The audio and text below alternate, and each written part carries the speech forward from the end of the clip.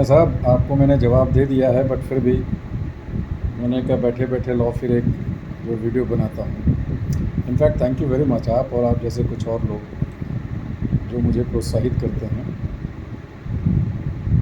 आज एक मैडम मेहर लता करके उसी पोस्ट पर जो मेहर बाबा के ऊपर था, जिसमें कल मैं वीडियो में चर्चा किया था, उन्होंने बोला कि मैं उनको देखी हूँ।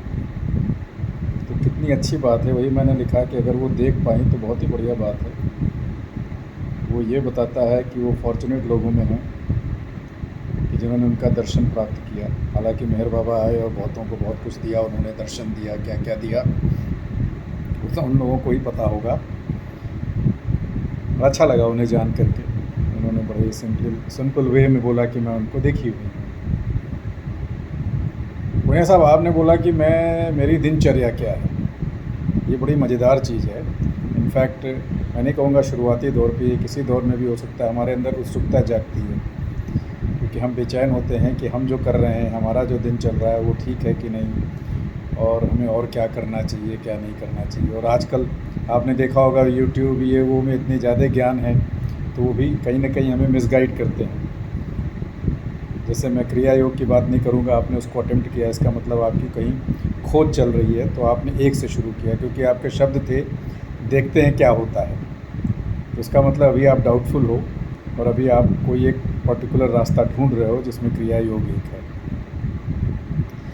मैं आपको बताऊँ, मैंने बताया आपको आई एम, मैं कौन हूँ। जब सभी रास्तों से गुजर के आप वहाँ पहुँचते हैं तो आपको ये एक प्रश्न पूछना ही पड़ता है और आपको उत्तर मिलते ही है। तो आई एम एक ऐसी अवस्था है जहाँ पर आप साक्षी बनते हो धीमे धीमे। पहले आपको आई एम समझ में आता है, फिर कभी एक अनुभव दे दिया जाता है, उसके बाद उसकी प्रैक्टिस चलती रहती है। ये जो हमारी पर्सनालिटी है, जो मैं आपसे बात कर रहा हूँ, ये यहाँ की पर्सनालिटी है। ये जो शब्द हैं ये भी यहीं की पर्सनालिटी के शब्द हैं, कहीं और से आ रहे हैं, बट हम सब इसके पीछे एक साक्षी हैं, एक शांत साक्षी हैं। तो वो जब आपको अनुभव होगा तो धीमे धीमे उस रास्ते पे आप चलने लगेंगे। मैं आपको और भी कहना चाहता हूँ कि मुझे नहीं पता आप कहाँ पर हैं, कोई ना कोई बेचैनी आपको ज़रूर है। जहाँ पे भी हैं आप, अगर आपने अंदर अपने झांकने की प्रक्रिया शुरू कर दी तो वो अध्यात्म ही है। ज़्यादातर हम लोग बाह्य दुनिया के मुताबिक कार्य करते हैं, बाह्य दुनिया के लिए काम करते हैं, वहीं पे बनाते हैं। हमारी सब कुछ जो है दांव पे उस दुनिया के लिए लगा रहता है, जिसे माया भी कहा जाता है।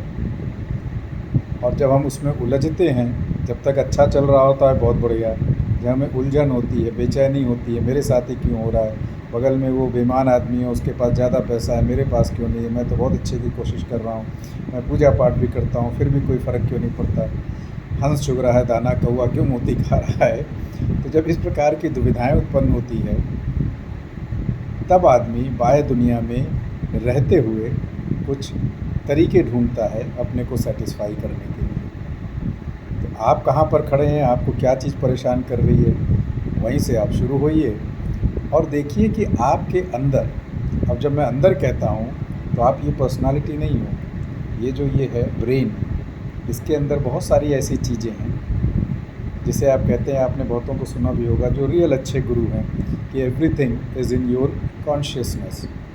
बाहर कुछ नहीं है, सब आपके भीतर का रिफ्लेक्शन है। तो अगर आप अपने माइंड, जिसका कुछ पार्ट ब्रेन यूज़ करता रहता है, जिसे हम कहते हैं, जो सो कॉल्ड यहाँ को हम कॉन्शियस कहते हैं, सब कॉन्शियस, सब मिला जुला के, उसकी क्वालिटी देखिए, उसके अंदर क्या है। क्या मैं जब बाहर को दोष देता हूँ, क्या जब मैं सुप्रीमेसी दिखाता हूँ, क्या जब मैं जिसको लव कहता हूँ, क्या मैं जिसको कंडीशनिंग कहता हूँ, क्या मैं जिसको प्रिंसिपल कहता हूँ, ये सारी चीज़ें रियली अभी तक जो मैं सोच रहा था वैसे ही है कि कुछ अलग है। क्योंकि जैसा आपका अंदर होगा वैसे ही आपको बाहर मिलेगा। तो सबसे पहले आप वहाँ से शुरू करिए कि मेरे भीतर क्या क्या दोष हैं। और जब मैं दोष बोलूँगा, शुरुआती दौर पे अगेन आप चले जाओगे महात्माओं का, पंडितों के बताए हुए चीज़ में कि ये सही है, ये गलत है, ऐसा है, वैसा है, मैं उसको रिकमेंड नहीं करता। मैं कहता हूँ आप अपने अंदर देखिए कि कौन सी चीज़ है जो आपको बाध्य करती है। ऐसा बिहेवियर करने के लिए जो आप करते हो और जिससे आप परेशान होते हो, जिसमें शायद आपको अपनी गलती नहीं दिखती, बाहर वालों की दिखती है। इन चीज़ों को देखिए। आपके अंदर घृणा, क्रोध, लालच, वासना, जो चीज़ भी हैं, उनको आप पहले देखिए कि हमारे अंदर है, एक्नॉलेज करिए। एक्नॉलेजमेंट सबसे इम्पॉर्टेंट चीज़ है। कोई चीज़ शॉर्टकट नहीं है। तो आप देखिए कि मेरे अंदर ऐसी क्या चीज़ है। तो जब आप ऐसा करना शुरू करेंगे अपने अंदर, तो आपके अंदर धीमे धीमे शांति आएगी, आप रुकने लगेंगे।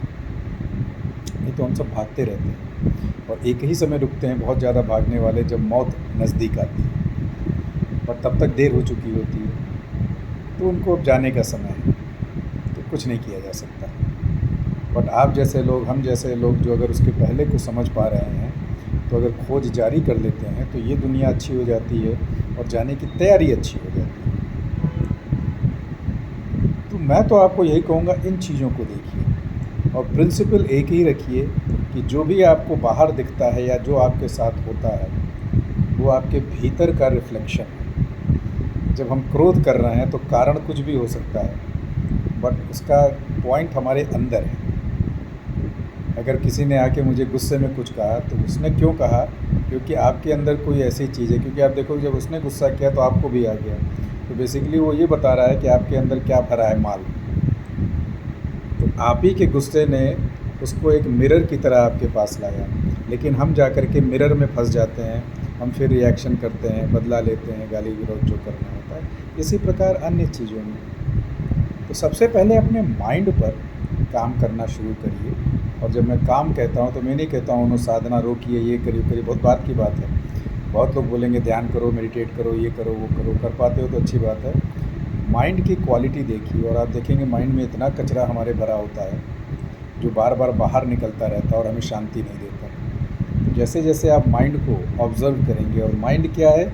विचारों का प्रवाह। माइंड एज सच वहाँ कोई चीज़ नहीं है जिसे आप देख पाएंगे। तो आपके जो विचार आ रहे हैं, जा रहे हैं, उनमें हम कंटिन्यूअसली उलझे रहते हैं, उनको सोचना शुरू करते हैं, फिर नई नई भावनाएं जागती हैं। आप थोड़ा उनसे डिस्टेंस बनाना शुरू करें। पहले देखें कि हमारे विचार किस क्वालिटी के हैं, तो उसमें से रास्ता बनने लगता है। तो बहुत तरीके हैं सर।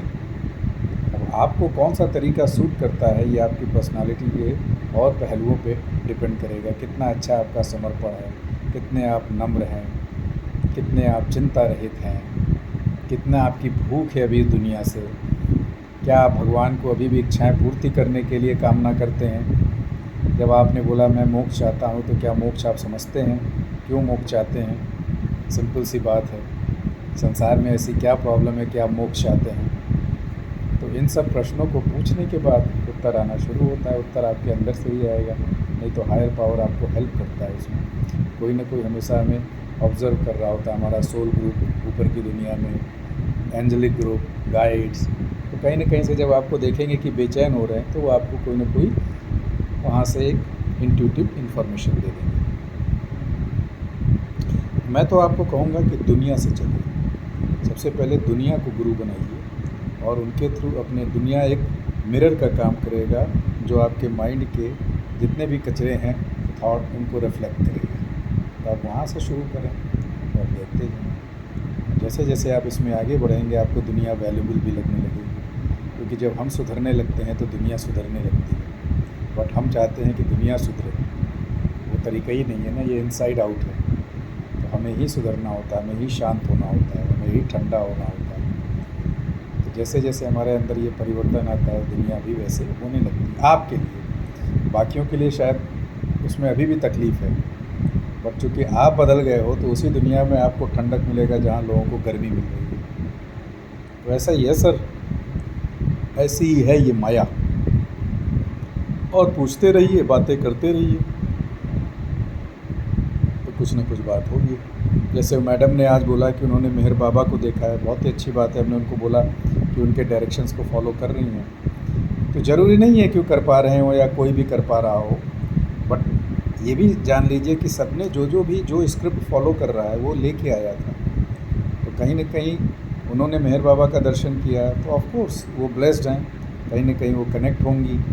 हो सकता है अभी पूर्ण तरीके से नहीं तो अपूर्ण तरीके से, बट लोग हैं। हम सबको ऊपरी एक शक्ति है जिसे देवी कहता हूँ। देवी के अंदर विभिन्न हायरकी होती है, सब लोग देख रहे हैं, चिंता की बात ही नहीं है। अगर आप मोहब्बत में जी पा रहे हैं तो बहुत बढ़िया है। हाँ, लेकिन अगर प्रश्न आता है कुछ ऐसा और आपको लगता है कि हमारे से बात करने से आपको कुछ उसमें सहूलियत मिलती है तो हम और बातें करेंगे। मुझे भी मज़ा आएगा कि मैं आपके लिए वीडियो बनाता रहूँ, क्योंकि मेरे लिए ये बड़ी ही आसान चीज़ है।